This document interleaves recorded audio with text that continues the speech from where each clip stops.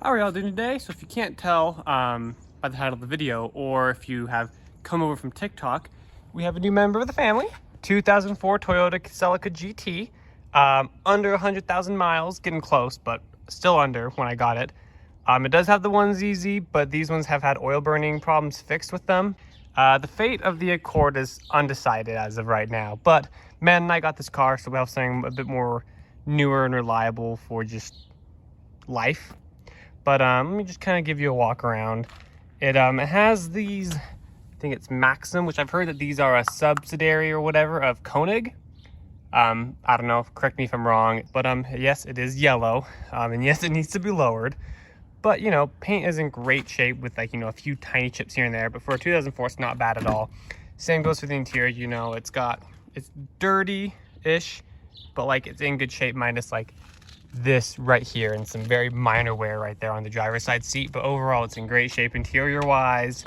Aftermarket stereo. I'm having a check engine code, the p0420 code, which is a common Toyota one, and then also a minor electrical problem with the fuel gauge not working.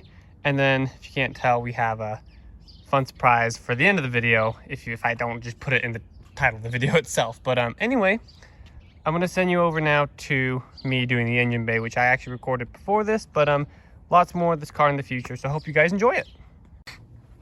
So as you can see, the battery has a lot of corrosion, which may be causing some electrical issues, so I'm going to pull all this off, clean it all up, get it, like, the connections good again, and hopefully that'll fix the few minor electrical problems we're having. But yeah, so the first step is just to, of course, disconnect the ground and the positive, clean everything up, put it all back together, and test.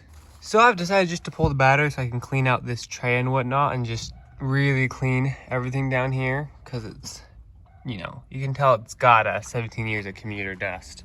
But I mean, not bad, not terrible for the year. So if you can't tell, a lot has happened since I last talked to you guys.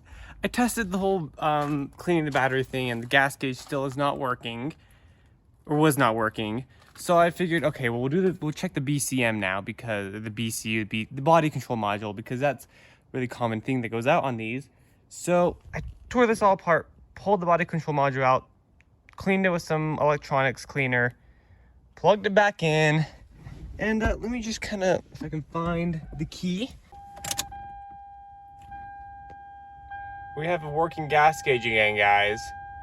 So, you know, I guess pulling the body control module out, breaking some plastic to get it out, because I didn't want to pull the radio out, but that worked.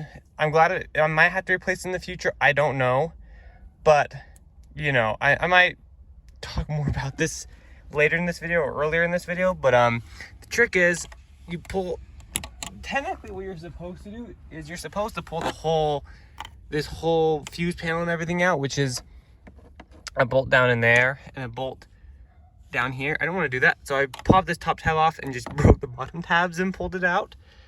Don't do that. I'm lazy. This is what I did. That's what I did though. Sprayed it down, got it to work. Next step is some cleaning stuff, and then we might have some other stuff in store for y'all. So I'll be back in a minute. All right, so if you guys didn't know, our 04 Celica here has been having the dreaded p0420 code, which is typically a catalytic converter code, because a lot of Toyotas from this time area have this same problem. Very good solution though is this. They're called spark plug Fowlers from AutoZone. It was like $8 for this pack of 2. What you do, drill one of them out a 1/2 inch with a 1/2 inch drill bit. Right, you can see, just set that down. This one, standard. And then once I'm gonna get the car jacked up, you put your oxygen sensor into this one, and then you put this one on top of that, and then it spaces out the oxygen sensor to trick your ECU into thinking that it doesn't have check engine code. If a shop sees this on it, they can fail you, emissions wise. But where I go, they don't even check, so I'm not worried about it. But we're gonna get this on and then drive a bit and see if the check engine code comes back or not. Hopefully it doesn't. Don't think it will, but I'm gonna get the car jacked up, and also you're putting it on your rear oxygen sensor, the one after the cat. So let me get the car jacked up and I'll show you guys what that looks like. All right, here under the car you can see we have First oxygen sensor, catalytic converter, second oxygen sensor, and then the resonator. We're going to be pulling the second one right here, which I think it's, I want to say 11/16 or 13/16 socket for that. They make special sockets for these apparently. I don't know, I'm just going to use a wrench and break it free. Might be a pain in the butt, but we're going to see. So let me go find that and get this loosened up and out to show you guys what we're looking at. So like a day later, and a pipe wrench also. I had to buy a pipe wrench just to get it to crack loose because it didn't want to come off. But a pipe wrench got it off right away, right up there. I'm gonna get the oxygen sensor out, check the condition of it, and then I'll get the spacer put on, and then we will test it and see if it works or not. We'll have to do a drive cycle to reset all the emissions equipment, but fingers crossed it works. So I'm gonna get that the O2 sensor pulled, and then I'll kind of show you guys how the whole thing assembles. All right, so as you can see, oxygen sensor here, you take your drilled out one, that just slips on, and you screw it on and get it tight. And then you take your other one, put it on there, and that whole assembly goes in there. Or you can put your two spacers on and then put your oxygen sensor on. That's actually probably what I'm gonna do, but I'm just kind of showing you the concept of drill that one first, then your regular one, and the oxygen, or you can see what I'm doing here. So I'm gonna get these all installed, and then we'll clear the code and do a drive cycle and see if it works. All right, as you can see here, we have the original one, the drilled out one, then the oxygen sensor up into the chassis. So this is all looking nice and tight and good. Then the next step, of course, is clear your check engine codes, do a drive cycle, make sure all your monitors are okay, or NA, because NA means they don't exist, and then okay means they're ready. If you have anyone that's incomplete, it may not pass emissions, except for evap. They sometimes allow you to have an evap one gone, but it depends on where you live, pretty much. One more thing I should mention, it might be smart to give it a bit of paint, just to kind of make it look like you just replaced the oxygen sensor, if you go somewhere that cares. But you know, make sure you use high heat paint, of course. But yeah, we're gonna give it a test. Well guys, long story short, it passed emissions, no problems. Last step, of course, is to do the muffler delete. But we're gonna be retaining the old like resonator exhaust tip, just deleting strictly the muffler, so it doesn't sound like Zach's rice box, aka the Corolla. But I gotta get the car up, and then we gotta cut some stuff out, and we're back in a minute. All right, so here's where the resonator and cap pipe bolt to the muffler. We're gonna be cutting it right here, so we have a thing to bolt onto there. So just right there, we'll be cutting it. Then we'll pull the muffler off and go from there. All right, took a minute, but as you can see, got it separated. This is where our thing's gonna be attaching to, so I can reuse the muffler if need be. Next step is I gotta unhook it from all the hangers, get the whole thing off so I can get my new pipe lined up and figure that all out. Here's the muffler. Now, I did forget to do a before, but it sounds like a bone stock Celica, so we're not gonna worry about it before. We found out without a muffler, we have band over here record. So let's do that real quick.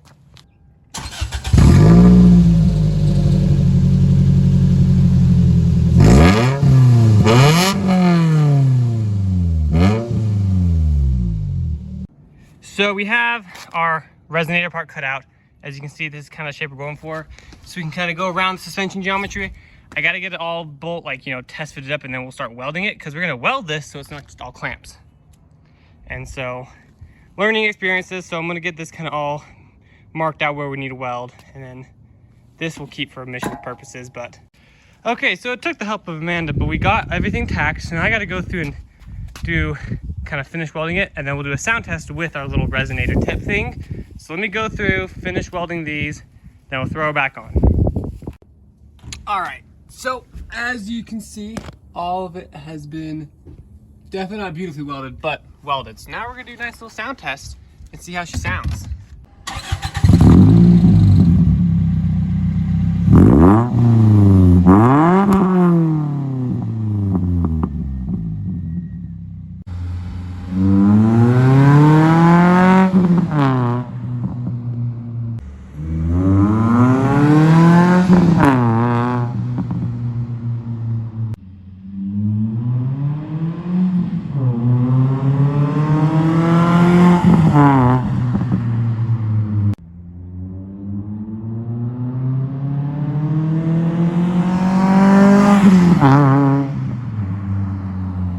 yeah, so I forgot to record an outro for this video, but hope you guys enjoyed it.